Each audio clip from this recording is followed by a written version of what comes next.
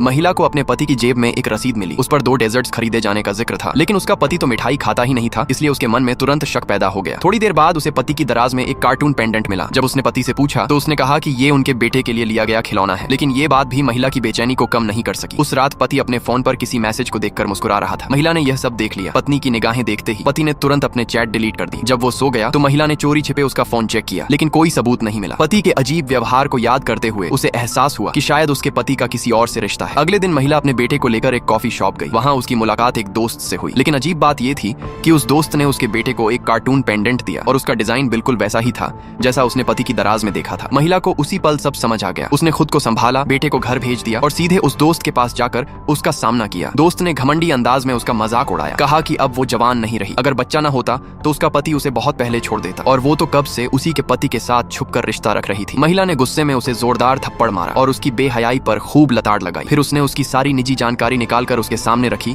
और चेतावनी दी, अगर वो इस शहर से नहीं गई तो उसकी गंदी करतूतें हर मीडिया हेडलाइन पर होंगी। ये कहकर वो बिना पीछे देखे वहां से चली गई। घर पहुंचकर उसने अपने पति को सब बता दिया जो उसने पता लगाया था। पति ने इस बार कोई सफाई नहीं दी। महिला ने ठान लिया कि अब वो तलाक लेगी। उसने पति और उस औरत दोनों को आमने सामने बुलाया। पति ने अपनी गलती मान ली। ये सुनकर वो औरत हैरान रह गई। तभी आदमी ने गंभीर स्वर में कहा, वो सिर्फ अपनी पत्नी से ही प्यार करता है और चाहे आगे कुछ भी हो जाए वो हमेशा अपनी पत्नी से माफी मांगता रहेगा।